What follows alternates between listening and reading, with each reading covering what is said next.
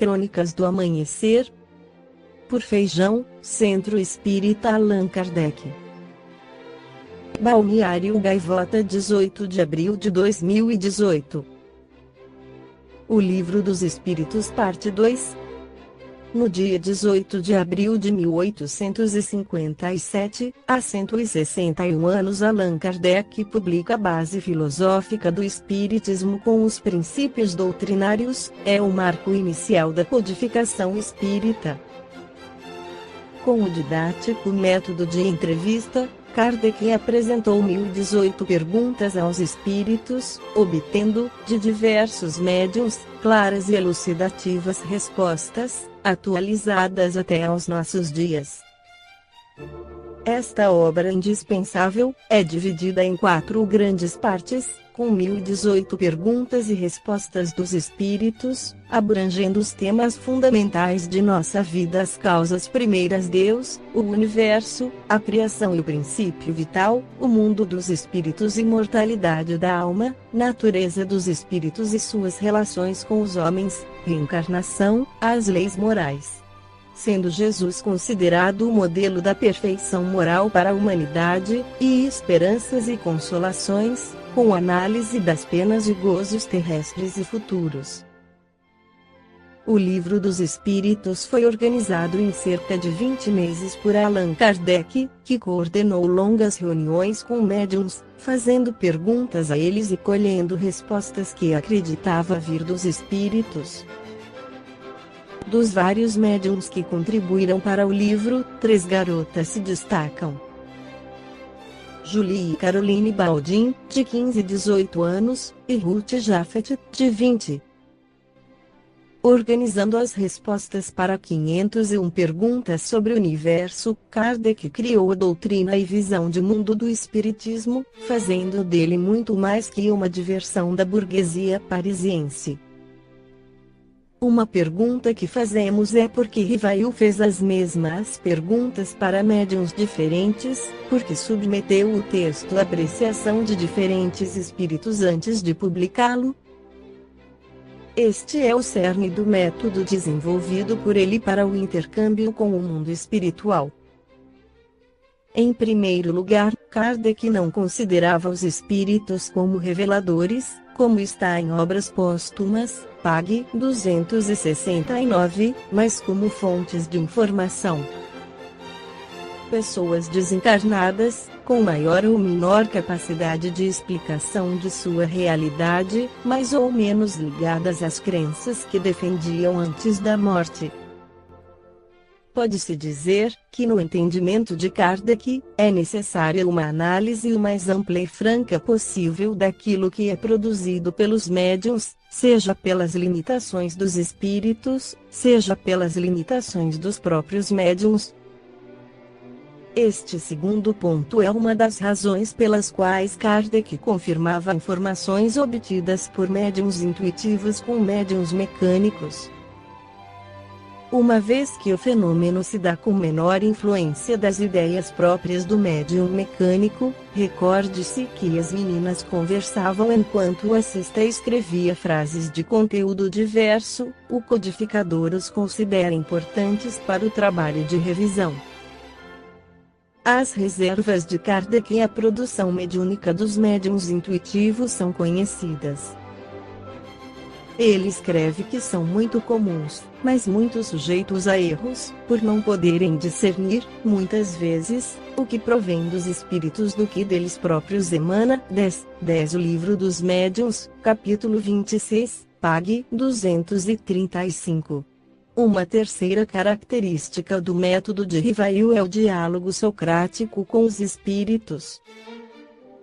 Rivail multiplica perguntas e usa a razão como instrumento para separar as respostas gratuitas daquelas elaboradas e encadeadas com lógica. Rivail conhece bem as limitações da mediunidade. Em um texto intitulado Contradições na Linguagem dos Espíritos, conforme Revista Espírita, 1858, pág. 225 e 226, onde ele relaciona os seguintes pontos: 1. o grau de ignorância ou de saber dos espíritos aos quais nos dirigimos. 2.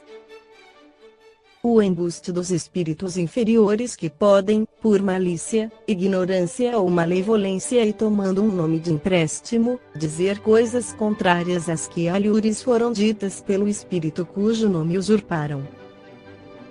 3. As falhas pessoais do médium, que podem influir sobre as comunicações, alterar ou deformar o pensamento do espírito. 4. A insistência por obter uma resposta que um espírito recusa dar, e que é dada por um espírito inferior. 5. A própria vontade do espírito, que fala conforme o momento, o lugar e as pessoas e pode julgar conveniente e nem tudo dizer a toda a gente. 6. A insuficiência da linguagem humana para exprimir as coisas do mundo incorpóreo. 7. A interpretação que cada um pode dar a uma palavra ou a uma explicação, de acordo com as suas ideias, os seus preconceitos ou o ponto de vista sob o qual encara o assunto. Mesmo limitada, a mediunidade é o único meio de comunicação que dispomos e que Rivail dispunha em seu tempo com os espíritos. Seus cuidados possibilitam a obtenção de um conhecimento de qualidade superior.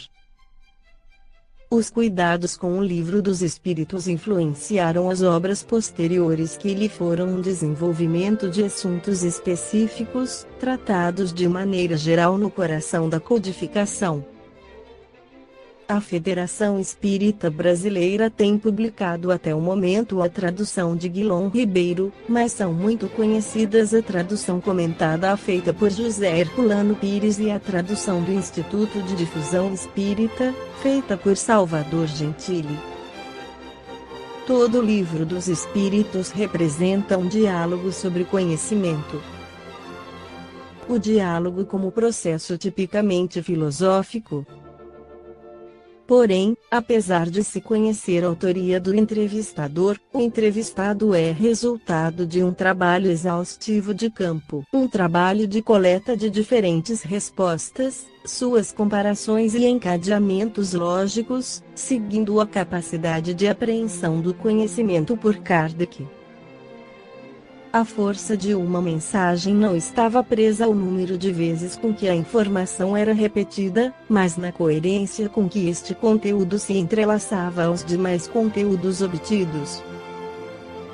No epílogo da primeira edição do Livro dos Espíritos, Allan Kardec explica que a ciência espírita compreende duas partes: uma experimental sobre as manifestações físicas, outra filosófica, resultante das manifestações inteligentes, afirma Canuto de Abreu na sua tradução do primeiro Livro dos Espíritos.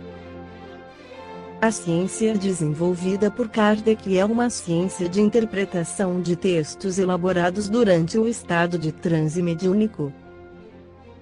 Kardec não se dedicou ao estudo experimental das manifestações físicas.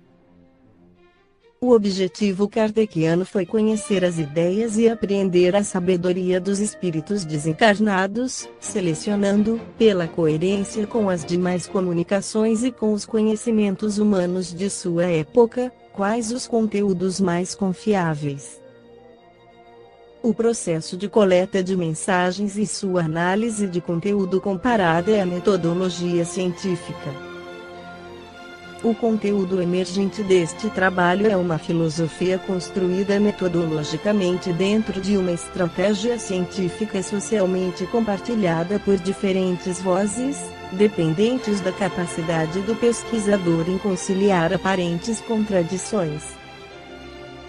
A publicação de O Livro dos Espíritos é um marco no movimento espírita, especialmente nos países neolatinos. Enquanto encarnado, Kardec supervisionou 13 edições de O Livro dos Espíritos. A atual tradução febiana, realizada por Evandro Noleto Bezerra, mostra que, à exceção da segunda edição, as demais tiveram mudanças pontuais explicadas pelo tradutor na edição comemorativa dos 150 anos de O Livro dos Espíritos. As principais lideranças do movimento francês foram atraídas ao espiritismo pela leitura desta obra. Flammarion, Denis, Alexandre Delany e muitos outros espíritas relatam em suas biografias como se convenceram ante a lógica rigorosa dos espíritos, trabalhada pela pena do codificador. No Brasil, a primeira tradução em língua portuguesa feita a partir da 12ª edição francesa parece ter sido feita por Joaquim Carlos Travassos, tendo adotado o pseudônimo de Fortúnio e publicado pela famosa editora Garnier, no Rio de Janeiro em 1875.